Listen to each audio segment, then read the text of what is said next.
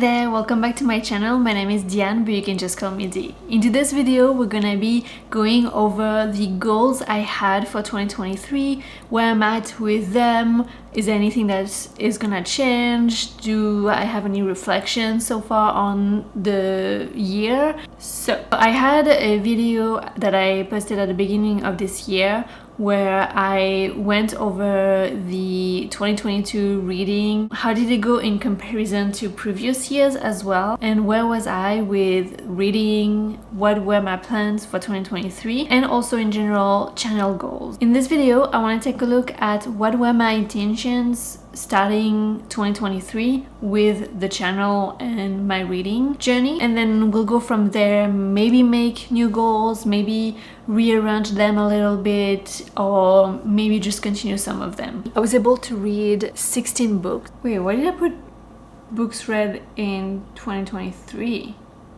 Am I okay? Did I mean 2020, 2021, and 2022? This year is 2023, right? Okay, the graphics are wrong for the years, but the stats remain the same. I think for this year we'll be able to beat the 16 books read. I think we're not too far from it, if like maybe a couple of books away. I think we'll be able to get past that. However, it's not gonna be like it's been the past few years, really. It's not gonna be in the 50s, that's for sure. I just don't have the same amount of time. I don't have the same energy, and I also have my gaming channel. I know I'm mentioning it every video, but I also have other passions that I want to focus on. So I'm happy that I'm maintaining a good number of books. At least it's not worse than it was in 2022 so far, but I also don't want to put pressure on reading 50 books or 100 books. Even though I would love to read more books, I just don't think it makes sense, because I would also love to stream and make other videos in the gaming genre. So that's really where my focus is for the end of the year.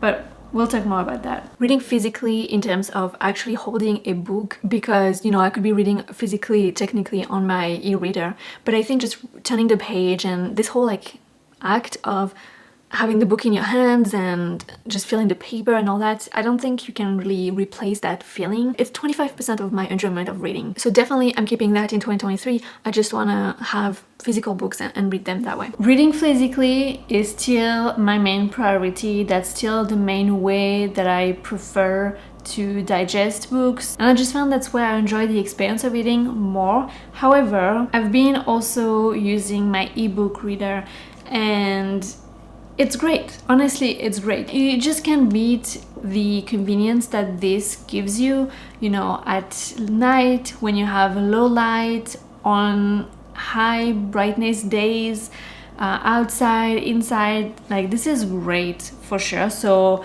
I think definitely I want to keep reading hard copies of books. That's my main way of purchasing books as well, but I want to also make sure that I'm mindful of the type of books that I'm buying. So if I'm not sure about a book, then I'll just pick it up on my e-reader, at least just to read the first few chapters, you know. And then my most read genre was mostly like the thriller, mystery, horror category. So I know I put all those books in one category, but I feel like the feeling that I get when I want to pick up those books is kind of the same for all those three genres. So okay, so read genres that I enjoy.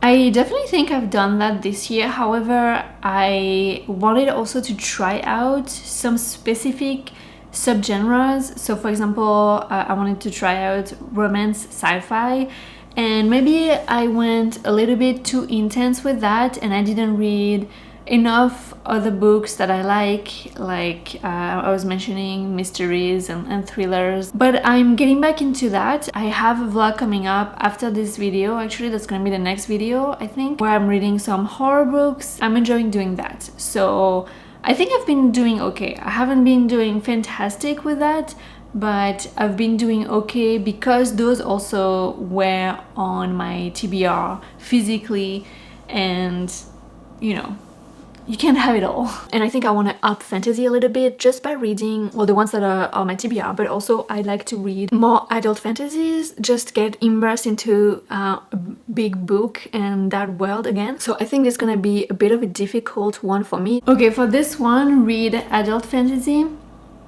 I've read romance fantasy that was adult. Does that count? As I was explaining it in the video, this is gonna be one of the hardest goals, and I still feel like that's what I want to do. I want to really lose myself in a big fantasy world. However, I haven't found the time or the mental space yet. So if it's not something I do this year, I will hopefully have it again next year. And to be fair, with fall approaching, I'm gonna get a bit more into wanting to read horror and thrillers and mysteries. But I'm hoping with the cold as well, it's gonna make me want to read fantasy. So I definitely would want to read fantasy. That's still my favorite genre. I just don't know which book is written in a way that I can fall into it pretty easily, if that makes sense. Sometimes the world building gets a little bit heavy on me, so if I don't push through, it's really hard. Whereas if I read a book that is not that interesting but has less world building because it's in our contemporary world, then it's easier for me to read and to push through the first few difficult chapters. That's all I had for looking back at 2022 and comparing it to what I wanted to leave in 2022 to what I wanted to bring into 2023 and what I wanted to keep from 2022 as well. Let's take a look now at what I was planning for 2023 too. I talk a little bit more about what are my buying habits with books and what I want to do in the future, but I'll talk a bit more here as well. What I want to do first is reduce my pre-orders. I think I had the fun. I enjoyed it. It was great.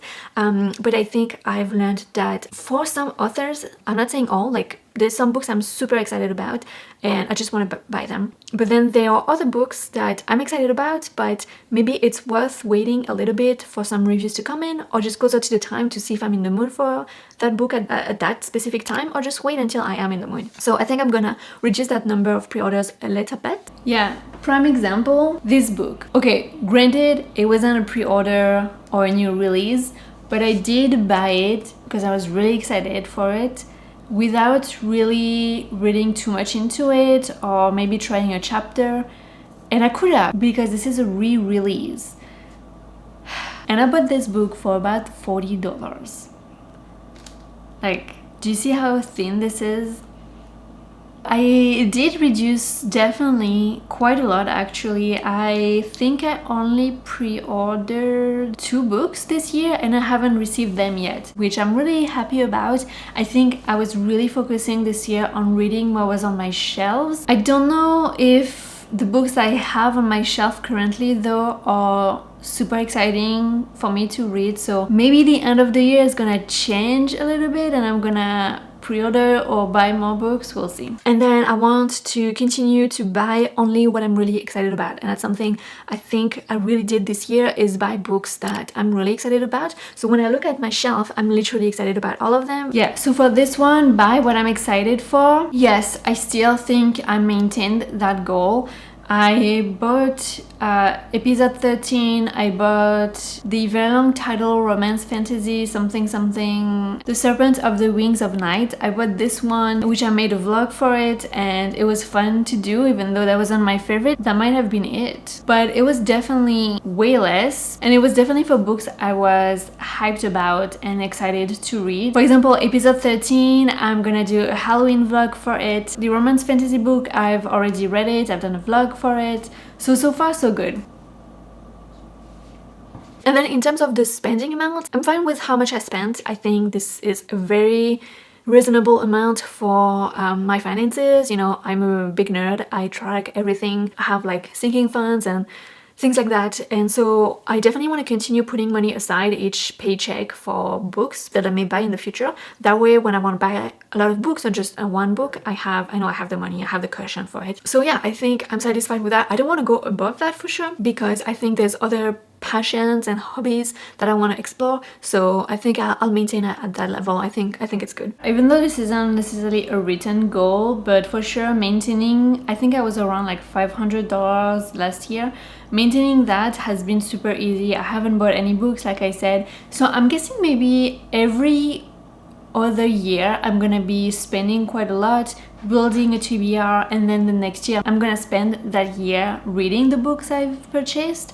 So maybe at the end of the year I'm gonna be purchasing a little bit more because I won't have as much on my TBR left to read. But maybe for some books that I'm excited about but that I'm not 100% sure if I'm gonna love the writing, I think for those books maybe sometimes I'll try to go with paperback rather than hardback. If you know anything about me, you know that I love hardback books. I just really like the feeling of it when I'm reading. I know it's kind of strange. I think most of the time people prefer paperbacks, especially floppy paperbacks, to read, but I find them a bit difficult when I read a book with my two hands, which is usually in bed or when I'm laying down on the couch. I like to have my two hands holding the book. So definitely hardback is my preferred format. However, I have been doing pretty well at only ordering paperbacks for authors I don't know about, for stories I'm not sure if I'm gonna love them, but I want to try them. However, for pre-orders, a lot of the time, if it's not indie, it's gonna be hardbacks, just because that's usually the first format that they publish it on. Otherwise, you have to wait a year. I mean, if it's a book I really want, then I'm just gonna buy it. So far, I think I'm doing pretty good. Another point is that I really want to continue picking books that I've done my research on. So I want to make sure I look at Goodreads, I want to make sure I look at Amazon reviews. Have I been doing that? I don't necessarily know that all the books I've bought this year I've done extensive research on, but for the romance fantasy book I bought, it was so hyped. I was hearing a lot of things about it, so I was getting to hear what kind of book it was gonna be. For episode 13, I just really like books that have mixed media in them, so I knew it was a new book. The premise was really interesting to me. I had read the synopsis, so all good on that. And then for the pre-orders, one is the last book in the series, so I don't need to do research on that, and the other one is a full-length novel from the author Emily Tesh, I believe, and I loved both of the novellas that I've read from her, so I'm betting on this upcoming book. This one, maybe I haven't done enough research on this. Because Emily Tesh is so far a favorite author, then I'm hopeful that I will like it. But I have to say though, it's still something I want to keep on doing, making sure I do some research, making sure I take a look at Goodreads, I fully read the blurb and the synopsis, and I fully think about it. Is it something that I love all the time and I love to pick up that kind of book, or is it more so because of the season, or because of this at this point in time that's something I'm in the mood for, or is it because at this point in time it's really hyped and it's not necessarily something I know I always like to read about, if that makes sense. I want to also maybe hold my horses a little bit and buy a book when I'm ready to read it.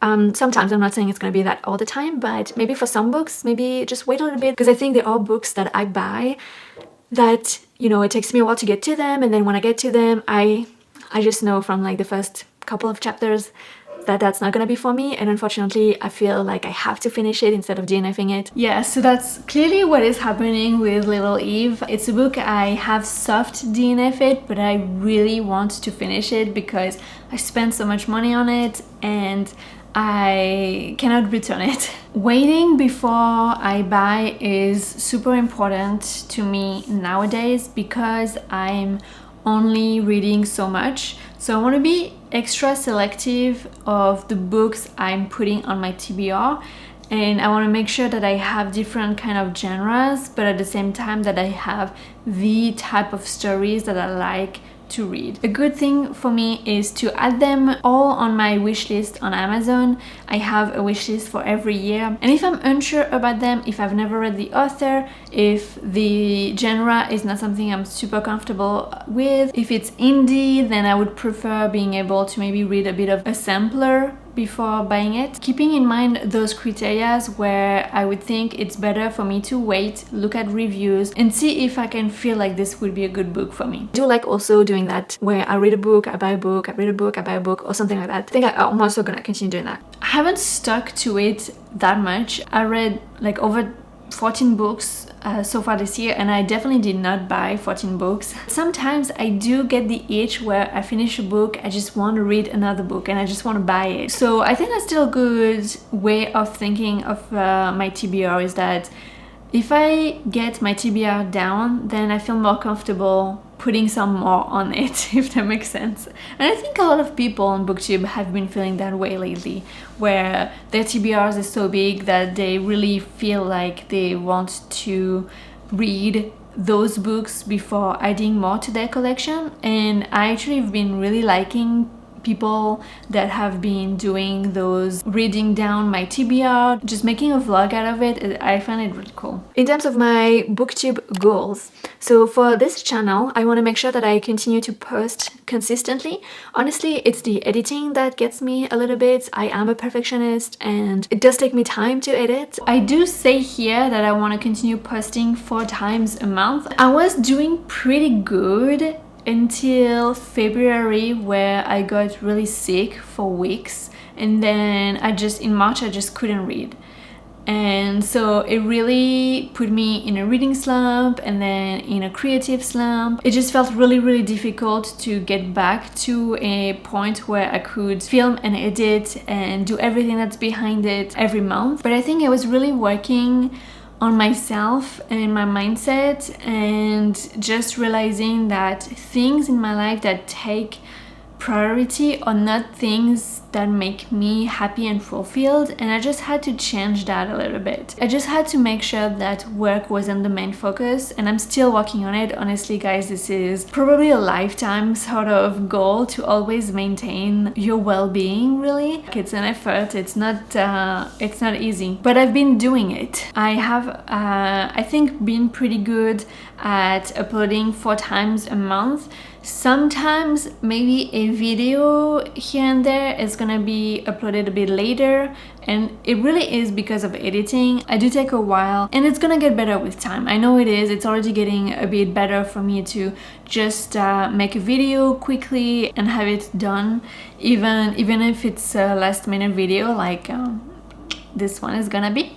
Actually, this one is not gonna be last minute because I have a day after today to edit it, which I do like that. So it's just a balance that you need to find. Now that I have the gaming channel, it's making it more difficult to make sure that I'm consistent in both channels. Extend this BookTube channel as to be just a books and games channel.